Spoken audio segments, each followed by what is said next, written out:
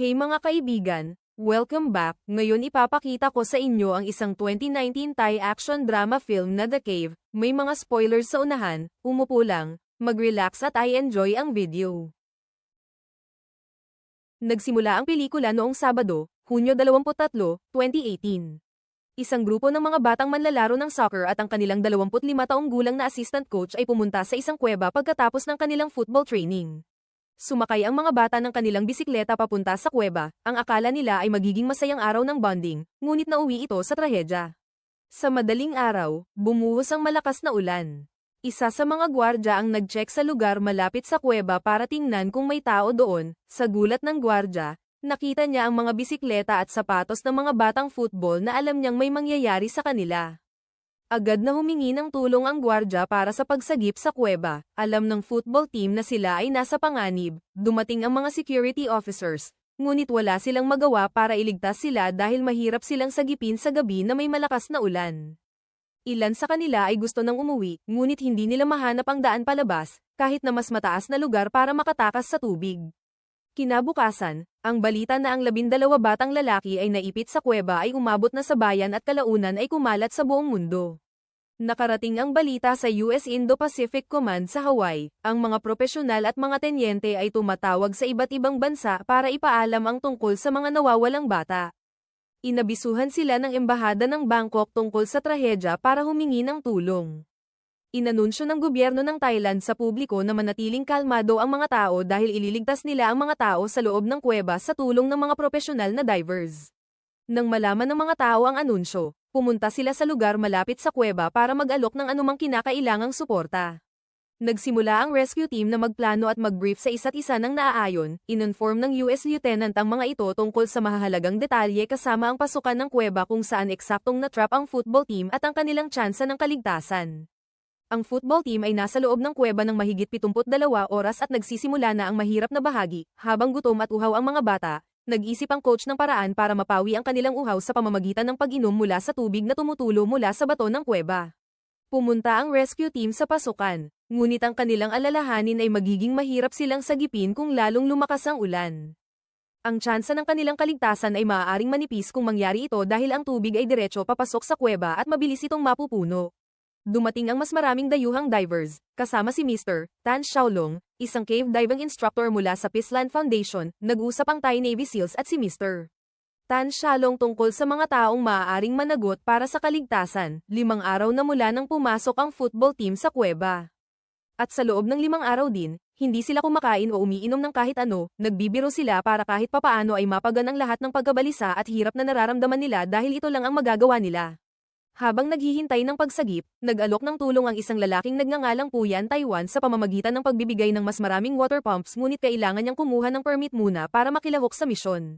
Nakilala ni Professor Addison si Puyan at ibinigay ang kanyang badge sa kanya. Habang nakikipag-ugnayan si Addison sa mga nakatataas, kinausap ni Poye si Professor Addison at iminungkahi ang kanyang estratehiya kung saan nila maaaring ilagay ang mga pump at kung paano nila ito mapapakinabangan para madrain ang tubig sa loob ng kuweba sakaling bumuhos ang ulan.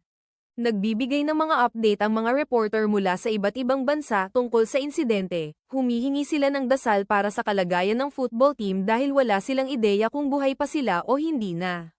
Sa kabilang banda, sa kabila ng tulong na inaalok ni Poya, patuloy na nakikipagtalo si Professor Addison sa tenyente tungkol sa pagpayag kay Poye na sumali sa misyon. Gayunpaman, nag-aalangan pa rin ng tenyente na payagan siya dahil hindi kumpleto ang mga dokumento at may kailangang managot kung may mangyari. Na-interview si Puyain ng isa sa mga reporter, sinabi niya na nakapasok na siya sa kuweba at 1,000,000% siyang kumpiyansa na kaya niyang iligtas sila. Narinig ito ng US Navy SEAL at nag-isip kung maaari nilang payagan si Puyain na sumali. Samantala, isang babae na ang pamangkin ay bahagi ng football team ay nakiusap na bumalik si Puyain. Sa kabila ng pagtanggi na sumali sa operasyon sa loob ng kuweba, patuloy na nabubuhay ang mga bata, patuloy silang nagkukwento sa isa't isa para makapagpalipas ng oras. Ininform ni Professor Addison si Poya na hindi siya nabigyan ng pahintulot na sumali, pagkatapos makipag-usap sa bawat departamento. Gayunpaman, nakatanggap ng tawag si Puyain na handa nang i-deliver ang 10 water pumps. Dumating ang mga water pump at dinala ito ng rescue team diretso sa kuweba. Pagkatapos ng maraming pagtanggi, sa wakas ay naaprubahan ang plano ni Puyain. Nagdiwang ang rescue team pagkatapos subukan ang mga water pump. Ayon sa reporter, ang mga British civilian cave divers ay nagsisimulang maglagay ng mga linya sa mas malalim na bahagi matapos bumaba ng malaki ang antas ng tubig magdamag. Ginawa nila ito sa pamamagitan ng pag-redirect ng malaking dami ng tubig palayo sa complex ng kuweba gamit ang mga natatanging turbojet water pump. Sa kasamaang palad, ang mga pananim ay masasakripisyo dahil ang mga mababang lugar ay babahain dahil dito. Nagsusuot na ng kagamitan ang mga British divers dahil nakikita na ng rescue team ang pasukan ng tunnel habang lumalangoy ang mga divers sa 300 hanggang 400 metro ng malalim na tubig. Naririnig ng football team ang tunog na ginagawa ng mga divers mula sa tubig. Hindi nila alam na malapit na silang masagip. Nagulat ang parehong panig nang makita ang isa't isa, buhay pa ang mga natrap na tao at may nagligtas sa kanila. Tinanong ng mga divers kung ilan sila para makapaghanda ng mga kinakailangang kagamitan na gagamitin nila para iligtas sila. Nagdiwang sina Puyai at ang natitirang miyembro ng koponan nang matanggap nila ang balita na ang mga bata at ang kanilang coach ay natagpo ang buhay. Mabilis na kumalat ang balitang ito, inaasahan na ang update tungkol sa insidenteng ito mula nang sila ay nawawala, ngayon na natagpuan na silang buhay, ang tanong ay kung paano sila ilalabas. Ang unang opsyon ay mag-drill ng mga butas sa bundok para makagawa ng daanan, pangalawa, maaari nilang bombahin ang tubig palabas ng kuweba hanggat maaari. Ngunit ang pamamaraang ito ay maaaring tumagal ng 4 na buwan hanggang matapos ang tag-ulan, at ang ikatlong opsyon, na pinakamahirap, ay ang pagpapadala ng mga diver. Ilalabas sila isa-isa sa mga binahang daanan. Dahil sa tatlong opsyon, tumataas ang tensyon. Sa pagpili ng pinakamahusay na opsyon, 2 propesyonal na diver sa US ang tumitingin sa kanilang gagawin. Si Jim, isang bihasang cave diver, ay iniisip na sila ay nasa panganib ng aksidente dahil ang mga bata ay hindi handa dahil mayroon lamang silang isang silindro sa kanilang likod. Dapat ay may 2 silang silindro para sa cave diving. Sa loob ng kuweba, sinisimulan ng bigyan ng paunang lunas ang mga bata. Sa ikatlong silid ng forward operating base, mas maraming tao ang dumarating. Nag-team up sina Dom at Sam para dalhin ang oxygen sa chamber 4. Mahirap ang mano-manong paglipat ng mga tangke ng oxygen mula sa isang seksyon patungo sa isa pa, kaya tumatagal ng oras ang rescue team bago mailabas ang football team mula sa kuweba. Mas maraming tao mula sa US Navy SEAL ang ipinadala sa Thailand para suportahan ang misyon ng mga diver. Nang maabot ni Dom at Sam ang chamber 4 para i-drop ang mga tangke ng oxygen doon, sinabi ni Dom kay Sam na maaari na siyang bumalik sa ikatlong silid. Ngunit bago umalis si Sam, tinanong siya ni Dom kung may sapat pa siyang hangin sa kanyang tangke. Walang pag-aalinlangan na sinagot ni Sam ng oo. Gayunpaman, sa pagbabalik ni Sam sa ikatlong silid, naubusan siya ng hangin na naging sanhi ng kanyang pagkalunod. Sinubukan ni Dom na i-resuscitate si Sam, ngunit puno ng sobrang dami ng tubig ang kanyang baga na naging sanhi ng pagkamatay ni Dom. Sinubukan ng ibang mga sergeant na pakalmayin si Dom dahil hindi niya matanggap ang nangyari sa kanyang kaibigan. Mabilis na kumalat sa buong mundo ang balita tungkol sa pagkamatay ng isang sergeant na dapat sana ay magliligtas sa natrap na football team sa kuweba. Ibinigay ng tenyente ang kanyang saloobin sa pagkamatay ni Sergeant Sam. Sinabi niya sa kanyang talumpati na ang yumaong sergeant ay sinanay na magtrabaho ng mabuti sa mapanganib na mga kondisyon sa lahat ng oras. At kahit na mawalan sila ng miyembro ng koponan, iyon ay isang bagay na kailangan nilang harapin at hindi mawalan ng lakas ng loob na manatiling matatag at patuloy na lumaban. Gayunpaman, patuloy na nagdadalamhati ang mga tao sa kalungkutan na ito. Balita, plano ni Jim Warren na pumunta sa Thailand para tumulong sa pagsagip sa mga bata sa sistema ng kuweba. Ngunit tinanong siya ng kanyang asawa tungkol sa ideyang ito dahil marami ng tao doon. Nagbigay ng update ang major sa colonel tungkol sa kanilang operasyon. Gayunpaman, hindi ito magandang balita dahil isa pang isyu ang lumitaw na hindi papayagan ng mga Thai na may mag-dive sa Chamber 3. Matapos mawala ang Thai diver na si Sergeant Sam, nagpa siya ang gobyerno ng Thai na maghintay hanggang masiguro nilang wala nang magiging biktima, kahit na naiwan sila sa mga British cave diver. Nadismaya ang colonel dahil nawalan sila ng pagkakataon na iligtas ang football team sa magandang panahon. Kailangang maunawaan ng mga Thai na ang insidenteng ito ay mapanganib dahil ang football team ay nasa likod ng pader ng tubig at wala pang rescue mission na katulad nito ang nagawa. Kung maghihintay sila ng masyadong matagal, mauubusan ng hangin ang mga diver dahil ang kanilang oxygen ay mapanganib na mababa na sa 15%. Sa kabilang banda, ang trahedya ay nagkakahalaga ng higit pa sa mga diver. Karapat-dapat ang mga magsasaka sa kanilang sahod para sa kanilang pagsisikap na tumulong sa lahat ng kanilang makakaya. Ngunit tumanggi silang tanggapin ito at ibinalik ito ng walang pag-iimbot dahil ang gusto lang nila ay makalabas ang mga bata sa kuweba. Pumasok ang major sa opisina ng Thai Navy SEAL para ipahayag ang kanyang alalahanin. Ipinaalam niya sa opisyal ng Thai Navy na ang mundo ay nagmamasid sa kanila at ang emosyon ay nasa mataas na antas. Bukod pa rito, binigyang diin niya na dapat na silang kumilos ngayon para iligtas ang mga natrap na bata sa kuweba dahil nauubusan na sila ng oras at kapag nagbago ang panahon, baka mawalan pa sila ng pag-asa na mailigtas ang isa sa mga bata. Nang tanungin ng opisyal ng Thai Navy ang tsansa ng tagumpay kung kikilos ngayon, ipinaalam sa kanya na ito ay nasa pagitan ng 60% at 70%. Binalaan siya ng major na hindi lahat ng bata ay makakauwi, ngayon ay kailangang gumawa ng maingat na desisyon ng opisyal ng Thai Navy tungkol sa impormasyong ito.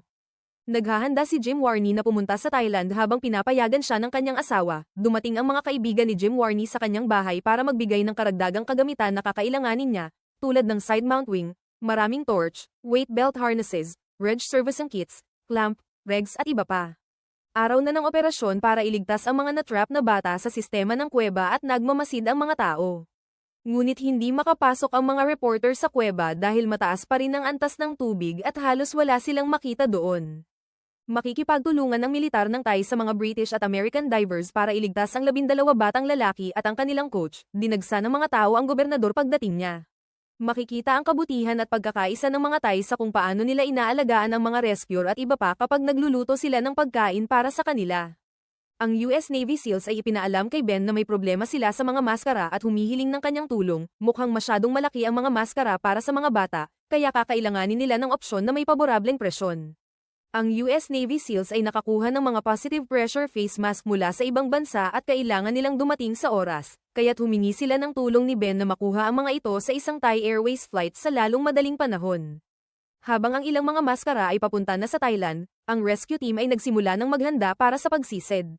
Dumating si Jim Warney sa Thailand at sinalubong at pinarangalan siya ng ibang mga lalaki, 13 na mga diver ang pumasok sa kuweba. Si Jim ay pinaalalahanan ng maikli tungkol sa huling plano at ang kanyang responsibilidad na tumulong sa mga diver na magpalit ng tangke at tiyakin na ang mga positive pressure face mask ay mahigpit sa mga mukha upang hindi malunod ang mga bata, lalo na't sila ay heavily sedated sa ketamine. Tinanong ni Jim ang tungkol sa pag-sedate sa mga bata, ngunit wala silang ibang opsyon kundi gawin ito dahil kung magpanik sila habang inilalabas sa kuweba, maaaring malagay sa panganib ang buhay ng lahat.